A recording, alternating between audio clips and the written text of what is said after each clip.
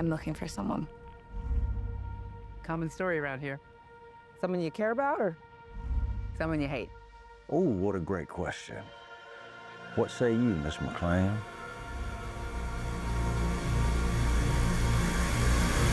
I've talked a little bit to Walton about this, but preview where Lucy and the Ghoul are in the beginning of season 2 and how that's kind of affecting her new perspective on the wasteland. Yeah, absolutely. I mean, honestly, hats off to Lucy for continuing to stay as optimistic as she does with a challenging road trip buddy.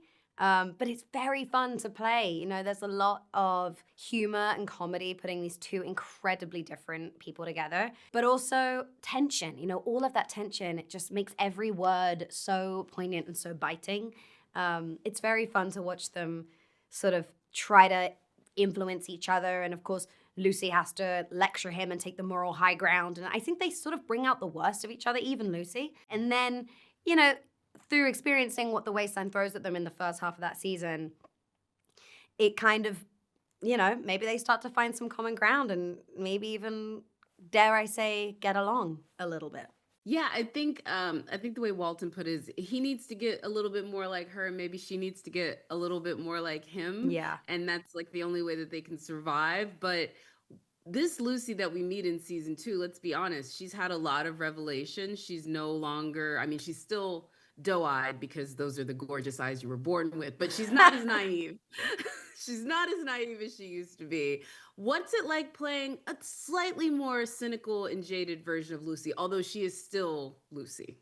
It felt, in some ways, slightly easier. And I can't say whether that's because I played her already and I've sort of found my footing with that character, or if it's just more relatable. You know, season 1, it was very fun to have that creative challenge of figuring out, like, okay, you're an alien who's just been put on the planet and you've never experienced Earth before, which is essentially what it is when she comes up to the surface. And, you know, all these little things you'd having to think in the moment, like, okay, she's never experienced wind. She's never experienced, you know, what it's like to look long distances. Like, can her eyes even adjust that way? Like, physiologically, what does that do to your body? You know, she, like, points a gun at a tumbleweed because she doesn't know what it is. How is it moving? You know, it's, like, very fun and sort of difficult to think of those things. Season 2, it's like, oh, here's somebody who chooses, you know, she really wants to see the inherent goodness in people, but she's been a little bit battered and messed up by the world. And like that kind of feels like all of our collective human experiences of like being a baby and then growing into an adult and being like, well, better just get on with it. So it was kind of more relatable, and then also because of that relatability, so much more complex. You know, because you have all of these emotions to sink into.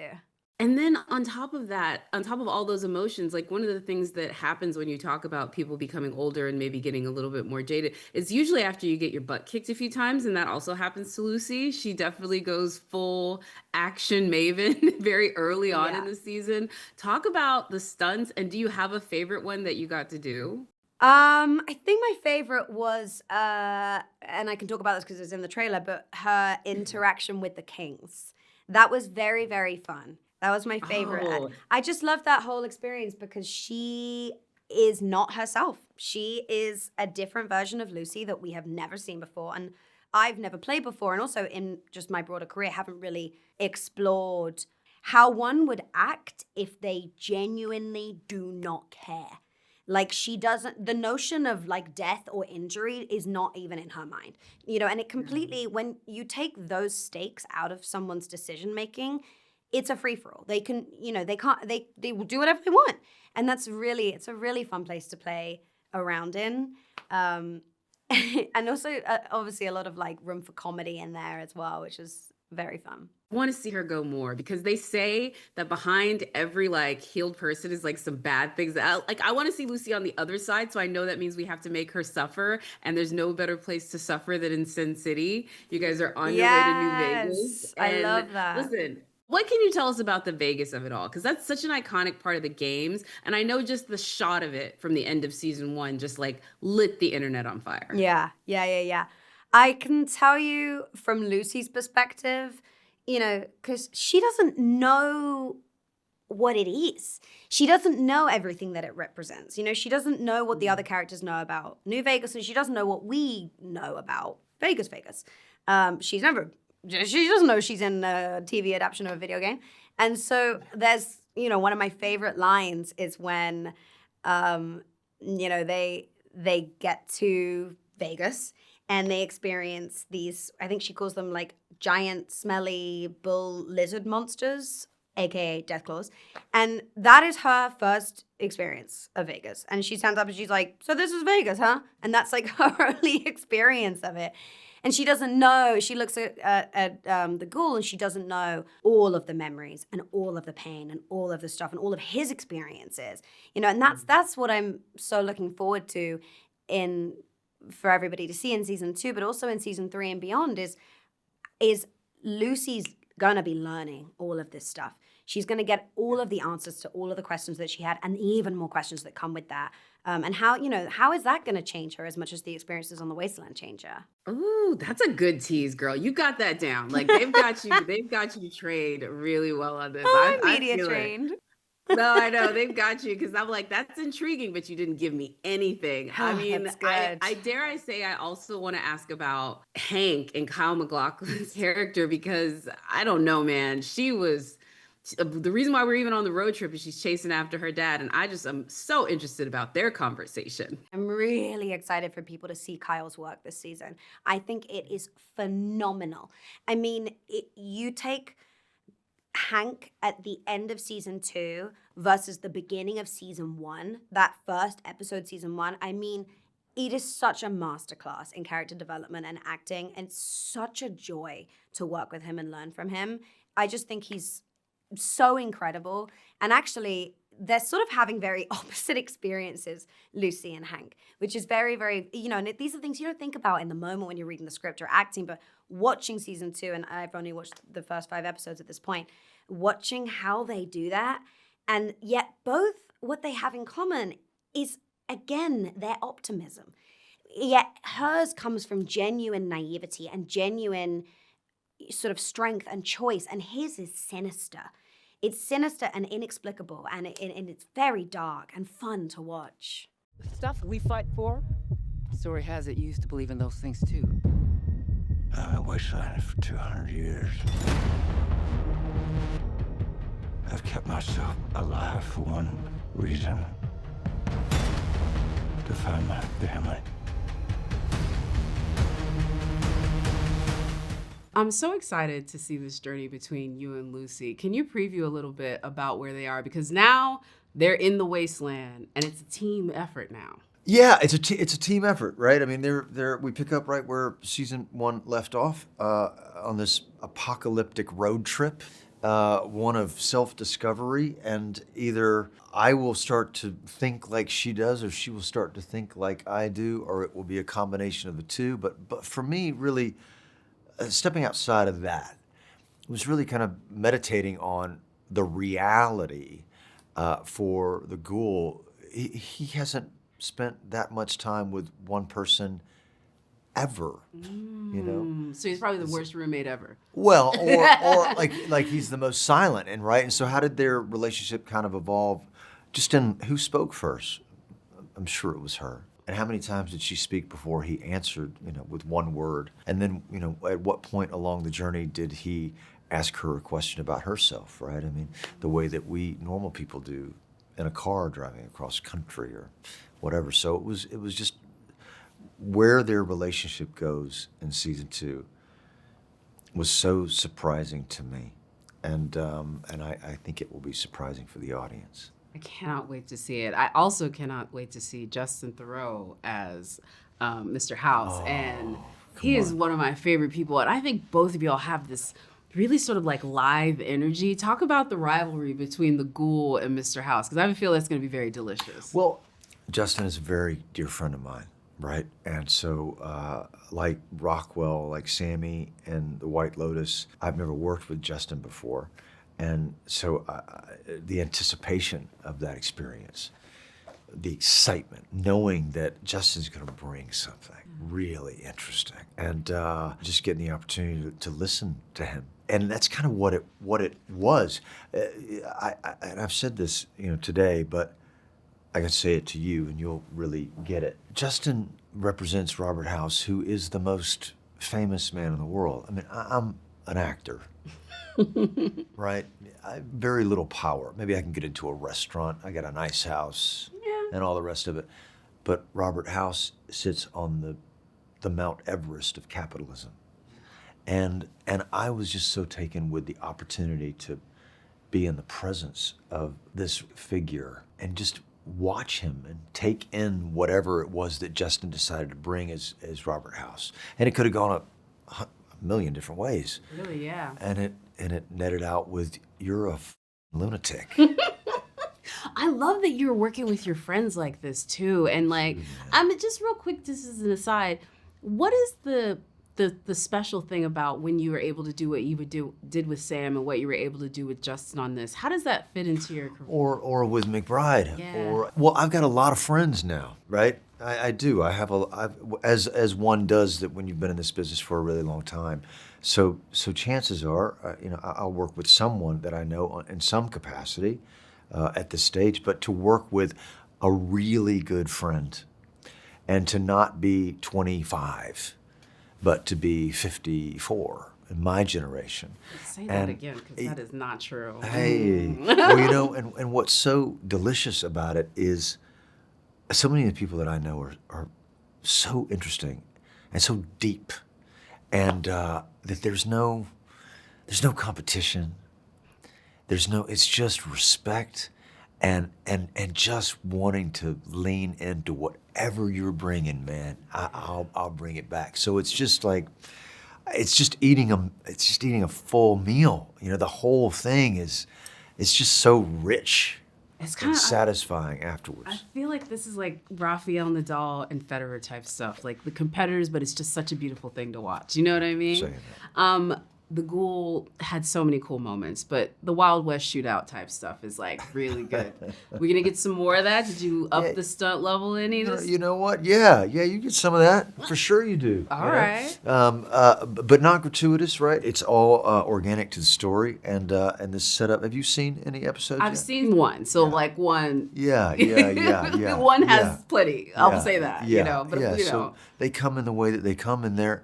But they're all kind of, again, organic to the story, and they all leave you feeling a different way. Yes, that's such a great way to put it. Also, I'm in by the way, this is my Sin City outfit, just for you. Perfect. But what happens in Vegas stays in Vegas. But in this case, what happens in Vegas is like big stakes. And I know you're not a game player, but you knew that New Vegas was a thing. And how Vegas are we talking here? Are we gonna what are we gonna feel? We understand where New Vegas sits in the mythology of the show for the people that play this game. It was very natural for us to go across the Mojave to New Vegas in season 2. Mm-hmm. And so as the Ghoul being in that desert with Ella and getting to spend time in literally my favorite place in the world, I love the desert, was so stimulating. And then for Cooper Howard, he just fits like a glove in that world. Oh, he definitely does. Also, you have on this one your trusty companion, which Dogmeat. Oh yeah. What's it like to add in your your acting companion? Is he showing you up on stage? Because I mean, like you look at it cut together, and we have chemistry. Oh my gosh, are you saying the Ghoul and Dogmeat have chemistry? I guess so. But I've worked with a lot of dogs over the course of my career, and you're there for them, not the other way around. Okay. Right. But yeah, we have an interesting bond, and it's, again, to be the Ghoul and to have this intimate relationship with just anything that's alive. Yeah. Is a miracle. That's true, especially where you guys are. I mean, one thing I'm looking for, I'm listening to what you're saying about the Ghoul being silent. I can definitely picture that and it's weird to think about it because some of my favorite parts of season 1 was all his one-liners. It was like his running monologue. And I know you don't want to give anything away, and we don't want to give anything away to anybody watching this, but you could say one of your favorite one-liners and they wouldn't know it until they saw it. And it could be like a Leo in Once Upon a Time in Hollywood moment. He's like, that's the one-liner that he told me about. So what's your favorite one? one addiction at a time. Ooh, very good. That's sexy, isn't it? No. Well, we know the ghoul is sexy. I don't want to bring it back, but we were going to get every chapter and actually, tell me that. Do we have a sexy ghoul moment this season? Oh God, I don't know what a sexy ghoul moment Yeah, was. you from do. season 1. You a lie. You a You know, lie. I mean, I certainly hope so. You know, he's got swagger for sure, and that he doesn't change in season 2. So hopefully people respond the same way. Many a tear have to fall, Crazy things. but it's all Unnatural things. in the game. But good people? No. That girl I met. All in the wonderful. Geneva, I'm gonna start with you because you know New Vegas is a thing. Yeah. And what was it like walking on the set when you finally built this new world that you know gamer fans were so excited about? It was bananas. I mean, Howard Cummings is an actual genius. We everyone. This is the one thing everyone can agree on. Like the hundreds of people who work on our show, they absolutely will always agree that Howard Cummings is a true genius. And the scale of what he built was beyond even what he did season 1. So it was pretty mind-boggling to, especially once we get into, the heart of Vegas itself. We took over an entire abandoned mall. We took over all of where they shot the show Deadwood and then Westworld, which is where we built our free side. This was just on a level I've never seen No, before. truly, it felt like he was flexing. That's right.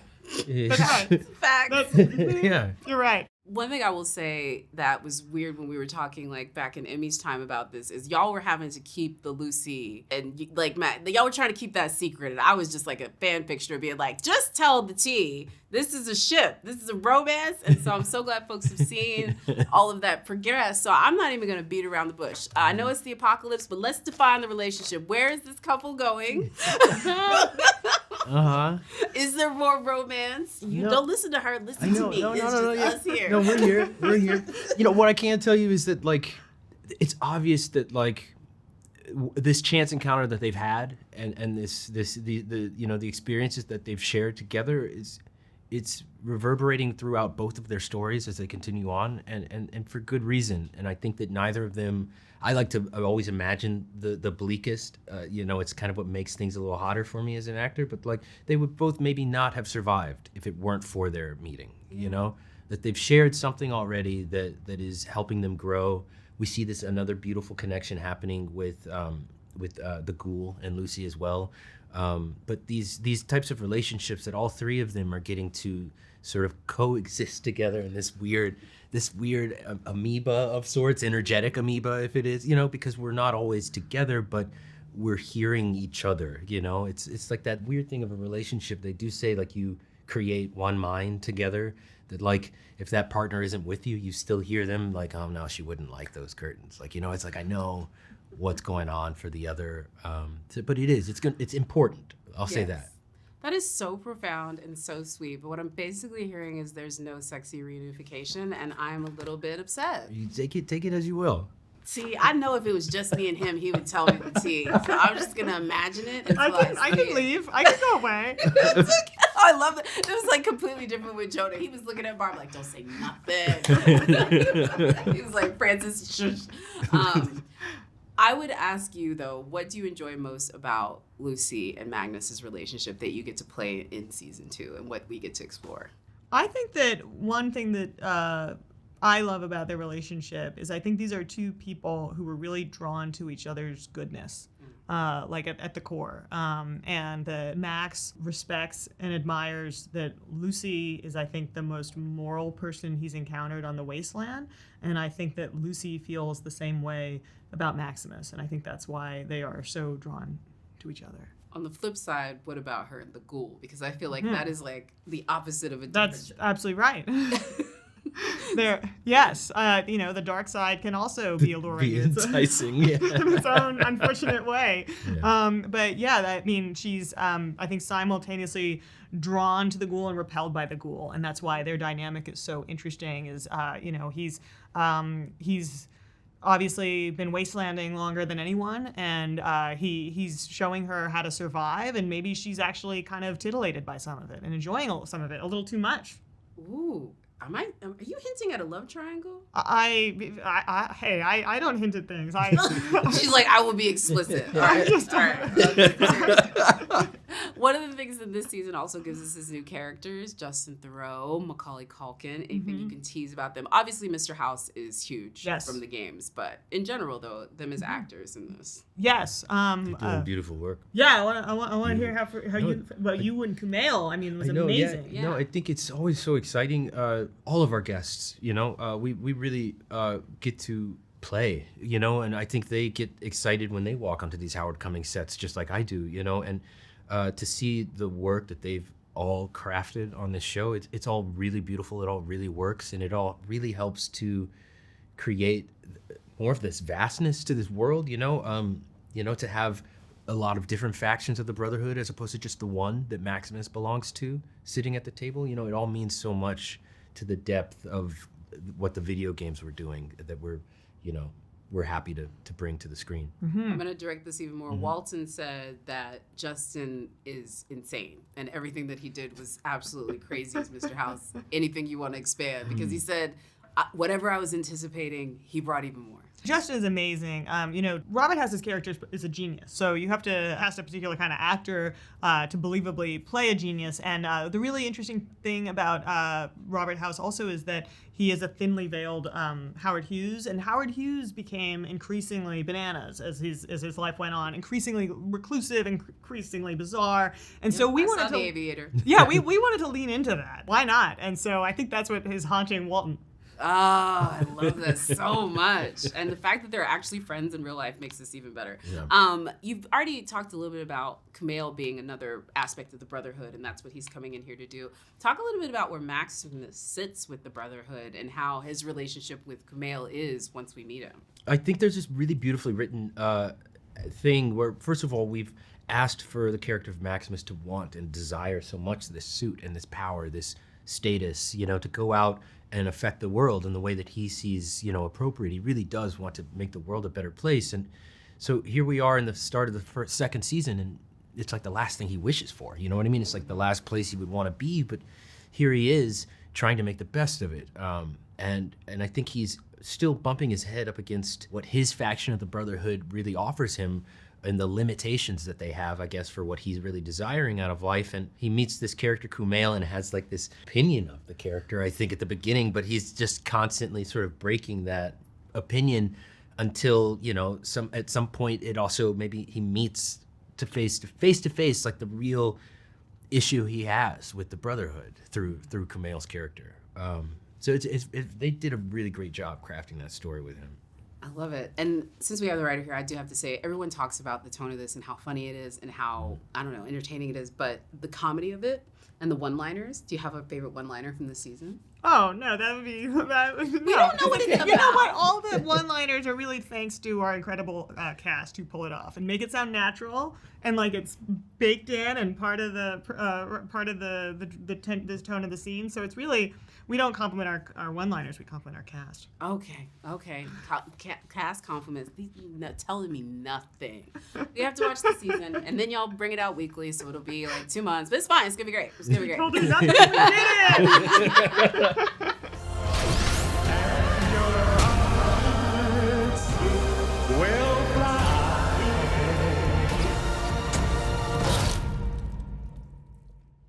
Try again. This is weird to see you two here together after all the drama of season one. Telling me but we'll finally get along. Maybe. Talk about the father-son relationship between you two going into season 2. Oh gosh. Well, we don't share much in season 2, but I think and talk about Hank a lot. I think also that helps in the mystery as actors. Things might be discovered on their own, their similarities by his perceptiveness or how he handles situation, and definitely being thrust into a leadership role, he has to get it from somewhere. Yeah. And I think that's a very, Because you kind of discovered that maybe it wasn't... True, but the experiences I have tell a different story, so I think that there's still He's still juggling. I'm still trying to figure out what it is. Well, I think Hank would be very proud of you, actually, that he survived in the way that you did. Oh. I think you would earn some credit in Hank's book. Ooh. Yeah. Well, I mean, That's an interesting thing that you put that, because in season 1, I mean, some people would say he was like the undercover villain, and he kind of goes full mask off when he gets into that mech suit and starts booking it towards Vegas. Right. So between the two, what's your approach? These are two very different men that you're playing in these 2 seasons. How did you go? Masks within masks. Yeah. Oh, They are very different. But at the core, they are the same. The issues that Hank is dealing with in New Vegas were there, but deeply hidden during this time in season 1. And we didn't really get to spend a lot of time with him. We saw the loving father, the warm leader, the charismatic, speaker. And then we saw, of course, as the mask came off and he revealed that he actually was responsible for some of these heinous things. But there's also the justification which exists in Frank. And Frank. That's twice I've done that. It's okay, but It's Frank. I'm going to call him Frank. The justification, I'm thinking of Frank Booth. Very scary. Very scary. But there's a justification there that he feels, and he's doing it. He's doing it, he believes, for the right reasons. So we get to understand what those are as we go into season 2.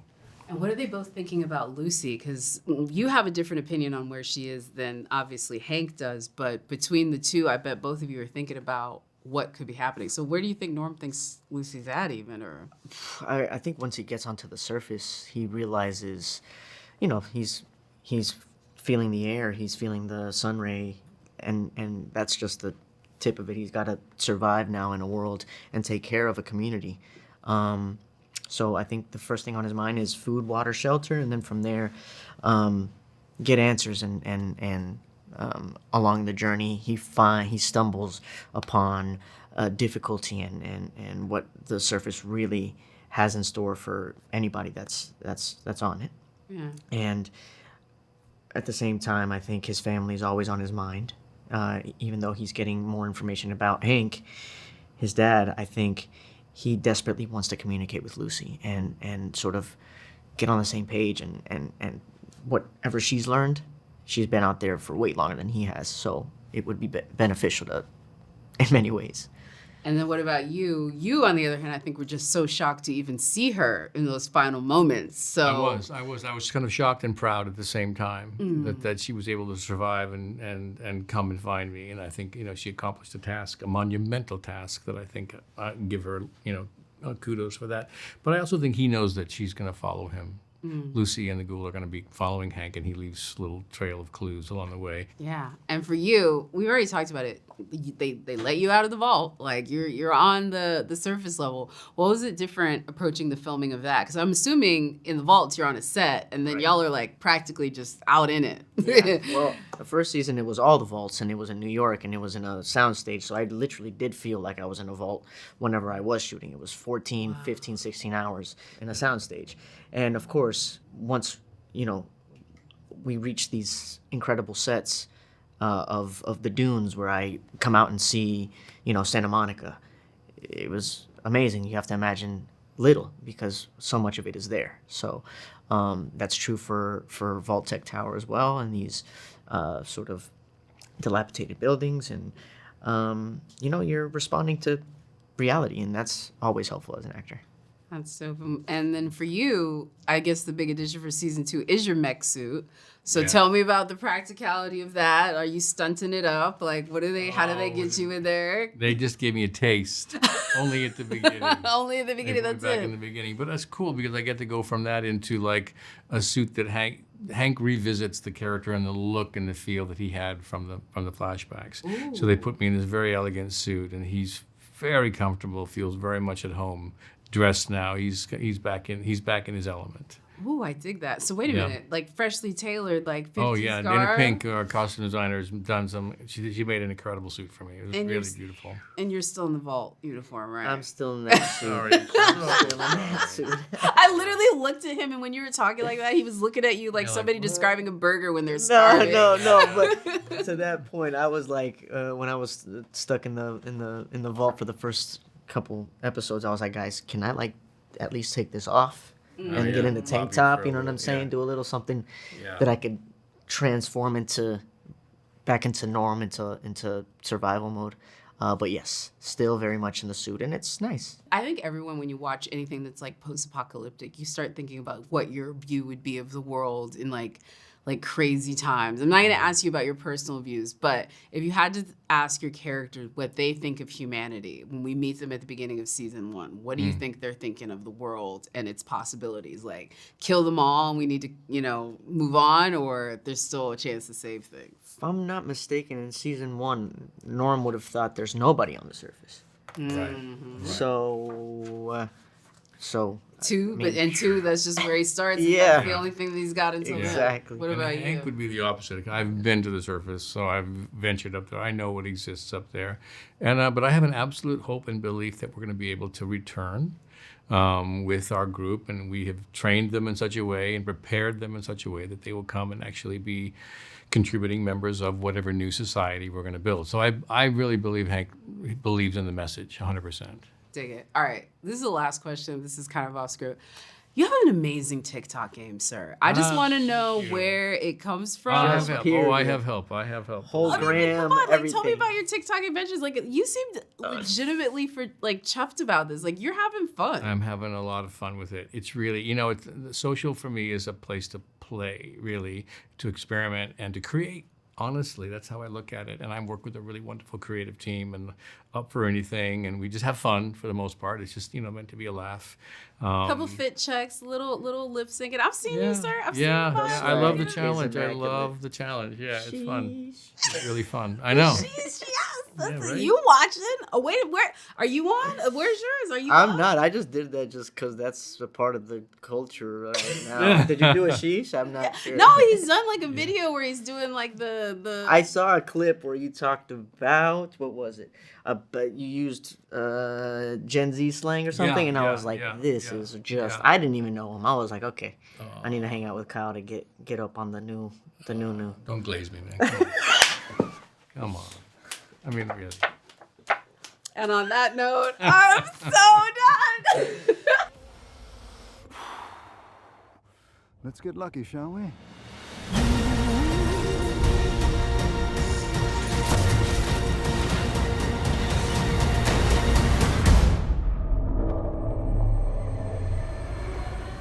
I think the internet has already been speculating on essentially how you became a divorced woman or a single woman and like what caused the split. It's the truth. Like, everybody wants to know. Well, how did you leave that man? But can you tease first maybe what you think fans will react if we do get to see that this season? I think it's safe to say we will. Maybe not. Y'all gonna keep it mom's word? Look at this is. I would say this is hard for you, I know, because like he's right there. You know what I will say is I hope that fans just go on the ride as we learn more about Barb, and also as we learn more about Coop and Barb's relationship and how the decisions they've both made are affecting their relationship over the course of the season. And I think by the end of the season, you know, I can't guess what view the audience is going to have of her, but I know I'm pretty sure it'll be a more fully fleshed out, three-dimensional view of Barb, because she's very multi-layered and complex, and we're going to see that. All right, John, anything to add with where you think? When you get to work with actors as talented as Francis and Walton, would you really want to see the end of that story right away? Or would you want to spend a little more time with them? Okay, so I'm feeling some will they, won't they teasing on this. How about this? You know, there's a lot of villains or maybe people that do villainous things because let's be real, why she take that baby from that man? That's all I have to say. But are we going to get to a point where we maybe say, I understand? She took that baby from that man, that adorable child. He was on a pony. She's adorable. She's so adorable. But I will say, there's so much we don't know that we're going to learn in season 2. And I think what season 1 did so well, there were so many, you think you know something and then you don't know, and then you thought you knew that thing and then you don't know that. And a lot that continues to happen. I mean, that's the fallout storytelling that works so well. So you're going to learn a lot more. You're going to have questions answered, but then you're gonna have a whole bunch of new questions. So I really do appreciate that Amazon put you in the toughest seat with the character that everybody has the most questions for. Like, I feel like this is the setup. But I will say for you, Jonas, sir, what was your favorite thing to translate from the game into the series? And what was the thing that you knew you needed to translate but was a little bit more difficult? This is a safe one. Y'all gonna be in trouble. I think generally the thing I was most nervous about, but also most excited about, was the tone. The tone of the games is so specific. It's so odd. It's part of the reason we wanted to bring them life on the television screen, was that I had never experienced anything quite like these games, and I was fairly confident that the television audience hadn't either. But it meant that you're doing something that's equal parts mysterious and dark and scary and intriguing, but also wacky and gonzo and light in that way. And so I think, for me, and it was the closest, first season was the closest I'd ever come to working in comedy. Not known for my comedy resume, but working with Geneva and you Graham, are now. and a fantastically talented cast who have worked across the whole spectrum of comedy and drama. We managed to nail it, which was really exciting. No, the tone is really special because in the middle of these like very comedic moments, you will also have a monster that is completely right out of the most terrifying creature concept. I'd be curious if you could tease a little bit about the crazy monster characters that we may get, including, like I will say, like the Death Claws. That's one that a lot of people are interested in. Yeah, I'm still dealing with my feelings about Encounter of the Death Claws in the games. Very frightening. Yeah. Very exciting to try to build. So we worked with Legacy, the amazing artists who helped us build the power armor for the first season and the new power armor for the second season, in a hybrid model of a practical effect that is fully detailed with visual effects. So Legacy building a puppet that we're using on set, and then the wizards at ILM filling in some of the rest of the details, and it's a real collaboration with both of them. But I think it's one of the things we sort of pledged from the beginning of this show was, if you're adapting a video game that has beautiful computer graphics in it, you really want to bring as much reality to bear in front of the camera as possible, because otherwise, why are you doing it? I absolutely agree with that. And then for you, I will say there are harder days at work than even fighting with Walton Goggins. Let's be real. There are rougher days at the office. But what was your favorite either scene or on-set moment, whether it be like something y'all got to do in flashback, or I don't know, maybe if y'all meet up in season 2? Look at that. I'm getting nothing. No. There is... my favorite scene to shoot comes later in the season, and I can say. I want to know now. Well, I think I can say it's definitely something that the audience will be waiting for. Oh, so was one of my favorite scenes to shoot. Okay, keep it generic. What's he like as a scene partner, and what would people be surprised about his process when you're acting with him on set? Let me tell you about Mr. Walton Goggins. So he is a masterclass. I mean, he is an absolute masterclass in truth, in presence, in vulnerability. He is Cooper Howard, right? So he knows him so well. I know Barb well. We understand the foundation of our relationship, and we know that our characters are hiding things from each other, and everything is so moment to moment. We don't really talk about our scenes beforehand. Wow. We just step on set and we're locked in. Wow. We are locked in. It's an actor's dream. I love that. And then for you, what's that like watching that from Video Village? I do feel it's probably like a pretty epic, scene partner. It's fun hanging out with Walt when he's not in the ghoul makeup. It's less fun when he's in the ghoul makeup. Is he terrifying? He's a little scary.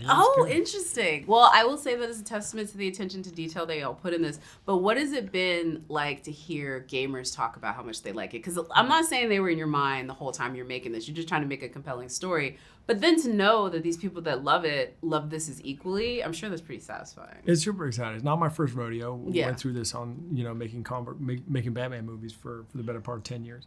And you tried to find a really good balance between you sort of being aware of the reaction to it, but not being steered by that. Because so many times over the years, whether it was casting Heath Ledger in The Dark Knight, any of the choices that you make with those characters, someone's going to hate the choice you made. Someone's going to, we received a lot of criticism for casting Heath until they saw, the movie.